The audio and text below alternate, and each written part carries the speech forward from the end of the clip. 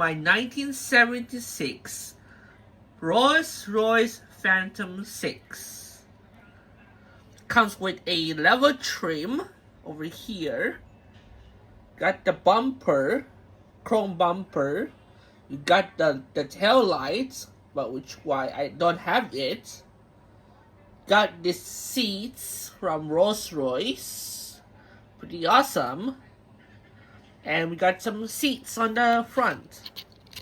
Pretty cool, right? This is a seat. Pretty nice. Pretty awesome. Pretty decent. This one has a nice seat capacity of 5 to 6 people. Here on the front, you can see the grille and the plate number, which I not registered by plate number yet. But this car will be on the road soon. Got these tires from Rolls Royce.